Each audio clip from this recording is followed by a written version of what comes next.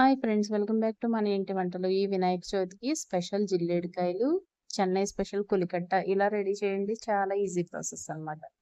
ముందుగా ఒక గ్లాస్ బియ్యం పిండిని తీసి పక్కన పెట్టుకోండి. తర్వాత అదే గ్లాస్తో గ్లాసున్నర నీళ్ళను వేసి కొద్దిగా సాల్ట్, కొద్దిగా బెల్లం వేసుకోండి. ఆ పై పిండి చప్పగా లేకుండా ఉండడానికి అన్నమాట. ఇలా మరిగిన తర్వాత బియ్య పిండిలో ఒక స్పూన్ వరకు మైదా పిండిని కూడా కలిపారంటే మనకు చేసుకునేటప్పుడు ఇలా సాఫ్ట్గా వస్తాయి. ఇప్పుడు ఈ మరిగిన నీళ్ళలో ఈ పిండి వేసేసుకుని స్టవ్ ఆఫ్ చేసేసుకోండి. ఇలా బాగా కలిపేసి ఒక స్పూన్ వరకు నెయ్యిని కూడా వేసి చల్లారిన తర్వాత చేత్తో ఇలా బాగా కలిపేశారంటే ఇలా ముద్దలా రెడీ అవుతుంది. ఇప్పుడు దీన్ని పక్కన పెట్టేసుకోండి. దీంట్లో పూర్ణాన్ని కూడా రెడీ చేద్దాం. పూర్ణానికి వేరుశనగ గుళ్ళని వేయించేసుకుని పై పొట్టంతా తీసేసి ఒక మిక్సీ జార్లో వేసుకోండి. బెల్లం మీరు తినే తీపిని బట్టి వేసుకోవచ్చు, కొలత ఏమీ లేదండి. అంతేనండి, 4 యాలక్కాయలు వేసుకుని దాన్ని కూడా మెత్తగా మిక్సీ పట్టేసుకోవడమే. ఇలా పొడిని వేయడం, పెట్టడం, పూర్ణం కింద పెట్టడం రావట్లేదు అనుకుంటే ఆ మిక్సీ వేసేటప్పుడే అందులో 2 స్పూన్లు నెయ్యి కానీ వేరుశనగ నూనె కానీ వేసి ఫోర్స్గా ఆడారంటే అది గట్టిగా ముద్దలా కూడా అవుతుందండి, ఇలా పొడిలా కాకుండా. అప్పుడు దాన్ని కూడా పెట్టుకోవడానికి పూర్ణంలో ఈజీగా ఉంటుందని మీకు ఎలా వీలుంటే అలా చేసుకోండి. ఇప్పుడు ఒక కవర్ తీసుకుని ఆ కవర్కి కొద్దిగా నూనె వేసి ఇలా రాసేసుకోండి.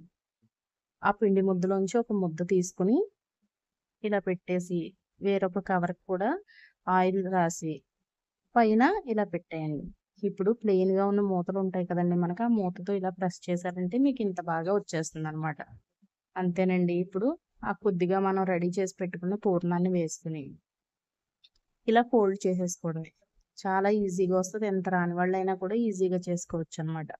టేస్ట్ అయితే చాలా బాగుంటుందండి. తప్పకుండా ట్రై చేయండి ఫ్రెండ్స్. అంతేనండి, ఇలా ఫోల్డ్ చేసుకోవడమే.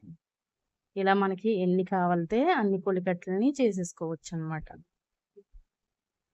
చూసారు కదా, ఇలా ట్రై చేయండి ఫ్రెండ్స్. ఇప్పుడు మనం అచ్చుతో చేసినట్టే జిల్లేడికాయలు వస్తాయండి. చేత్తోనే అంత బాగా చేసుకోవచ్చు అనమాట. ఇప్పుడు ఒక పిండి ముద్దను తీసుకుని ఇలా గిన్నెలాగా చేయండి. ఇలా ఒత్తుకున్నారంటే ఇలా వస్తుంది. ఇప్పుడు దీంట్లోకి కొద్దిగా పూర్ణాన్ని వేసుకుని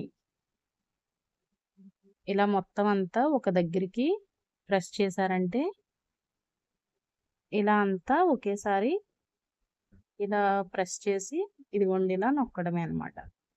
ఇలా రెడీ చేసిన దాన్ని మీరు ఇలా ఒక స్పూన్తో నాట్లు పెట్టారంటే జిల్లేడికాయ కూడా అచ్చం మీకు అచ్చుతో చేసినట్టే వస్తుంది. చూసారు కదా. ఇప్పుడు ఇవన్నీ ఇలా రెడీ చేసేసుకుని ఇడ్లీ పాత్రలోకి ఒక అరిటాకుని కానీ క్లాత్ కానీ వేసుకుని అన్నీ ఇలా పెట్టుకుని ఒక 15 నిమిషాల పాటు ఆవిరి పెట్టారంటే ఎమ్మీ టేస్టీ కొడికట్ట రెడీ అయిపోతుందండి జిల్లేడికాయలను. ఈ వీడియో నచ్చితే ఫ్రెండ్స్ ప్లీజ్ మన వాళ్ళందరికీ షేర్ చేయండి, లైక్ చేయండి ఫ్రెండ్స్. అలాగే నా ఛానల్ని సబ్స్క్రైబ్ చేసుకోండి. చూసారు కదా, మీకు ఇలాగే రెడీ అయిపోద్ది. Thank you for watching friends. Please subscribe.